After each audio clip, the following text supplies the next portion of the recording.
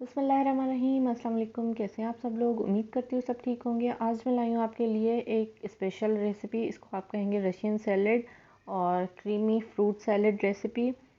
बहुत ही अच्छी बनती है, बहुत ही टेस्टी बनती है और बहुत ही जल्दी बन जाती है। तो चलें देखते हैं इसको किस तरह से बनाते हैं। और जो जो आप अपनी मर्ज़ी से जो फ्रूट चाहें आप इसमें ऐड कर सकते हैं। मैंने जो फ्रूट्स ऐड किए हैं वो आप देखें। यहाँ पे मैंने एप्पल लिया है, कीवी ली है और मेलन लिया है, बनाना लिया था और यहाँ पे ये मैंने मैक्रोनीस को बॉईल करके वो लिए हैं। यहाँ पे पिसी हुई शुगर ली है मैंने तकरीबन 4 टेबल स्पून। यहाँ पे वाइट पेपर लेने हैं इसमें, तो वाइट पेपर मैंने लिया था तकरीबन हाफ़ टी स्पून जितना था। यहाँ पे मैंने नेस्ले की मिल्क क्रीम ली है और मायोनीज़ जाएगा इसमें। यहाँ पे पूरा पैकेट जो है वो क्रीम का मैं डालूँगी। ये मैंने फ्रीज़र में रखा हुआ था। जब आप सैलेड बनाएं तो आप इसको थोड़ी देर पहले निकाल के रख दें। ये थोड़ी जम गई थी और मुझे जल्दी थी बनाने की, तो इस वजह से मैं इसको मिक्स ही करती रही ताकि ये सही से मिक्स हो जाए। और तकरीबन 4 टेबल स्पून जितना मायोनीज़ में इसमें ऐड करूँगी, आप अपने हिसाब से डाल दें। और फिर इसको अच्छे से मिक्स करेंगे। जो पिसी हुई शुगर थी वो थी 4 टेबल स्पून जितनी।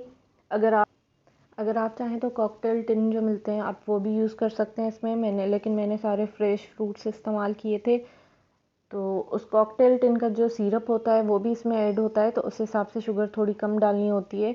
यहाँ पे मैं सारे फ्रेश फ्रूट्स डाल रही हूँ तो थोड़ी मैंने शुगर 4 टेबल स्पून जितनी रखी है। यहाँ पे हाफ़ टी स्पून जितना वाइट पेपर मैंने लिया है। मैं इसको मिक्स करूँगी अच्छे से ताकि जो शुगर है वो भी अच्छे से इसमें मिक्स हो जाए।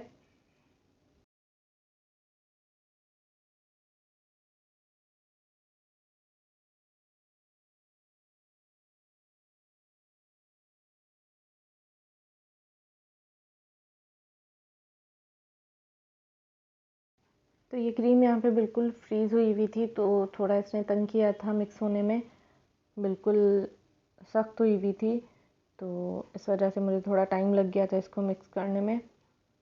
इसको अच्छे से मिक्स करना है और सारे ये जो फ्रूट्स हमने लिए हुए हैं वो इसमें ऐड करने हैं। चलें जी, इसको मिक्स करने में थोड़ा टाइम लग गया था, तो यहाँ पे मैंने बड़ा स्पून ले लिया ताकि उससे अच्छे से ये मिक्स हो जाए। यहाँ पे सारे जो भी फ्रूट्स हैं वो ऐड करेंगे इसमें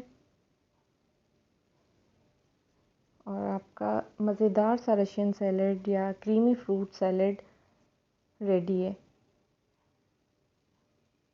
सारे जो जो मैक्रोनी है या किसी भी शेप में जो आपको अवेलेबल हो वो आप इसमें ऐड कर सकते हैं।